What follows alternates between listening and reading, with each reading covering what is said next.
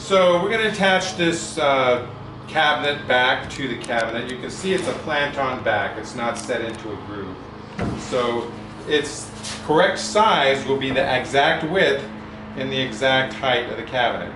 And you can just holding this in place, I can realize that that is the case. So it's exactly the same width and exactly the same height. It has a little bit of a bow into it, but by the time we attach it to the cabinet, we're going to take that bow out. So we're going to use, to initially attach it, we're going to use staples. And I've using a shorter staple because I'm stapling through 1/4 inch into 3/4 inch.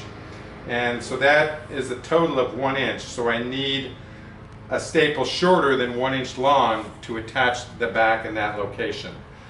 Going into the sides and the bottom, I could use a longer staple, but I don't need to switch back and forth. I just switched to a shorter staple for the whole time.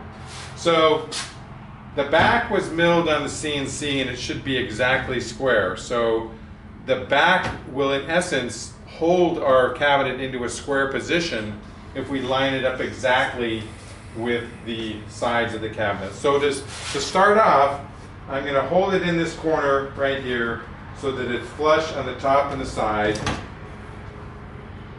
I'm going to put a staple into it. And then I'm going to go across the top, holding it perfectly flush along the way.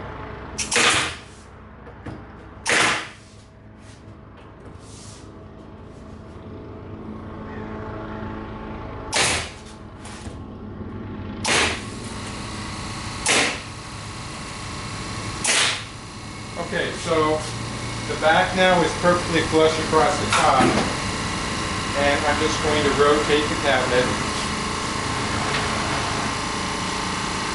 And I want to make sure that it's perfectly flush on this side too. So if I hold this at a right angle and this at a right angle, then the rest of the cabinet will be in a square position. So I'm just going to hold that flush at both top and side, put a staple into it, and then I can go ahead and staple along this edge.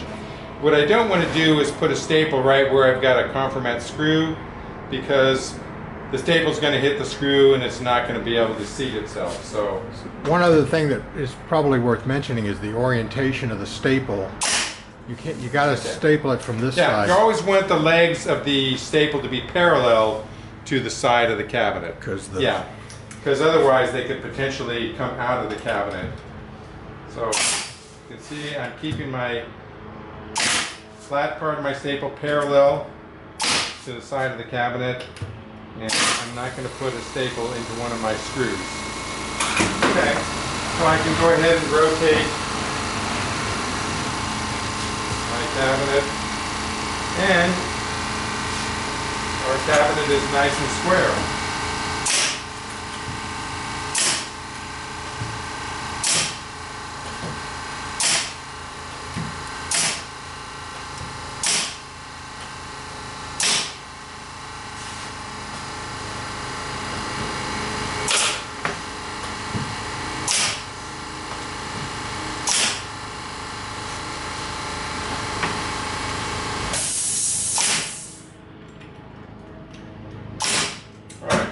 So I've got staples all the way around the perimeter. Now the staples don't have a lot of holding power, especially these are only a 5/8 inch long staple. So I'm going to go ahead and add some screws into this to make sure that when we attach our cabinet and we drive through the back, then we don't end up pushing the back away from the cabinet. So I'm just going to reinforce these staple joints with some 1 inch screws.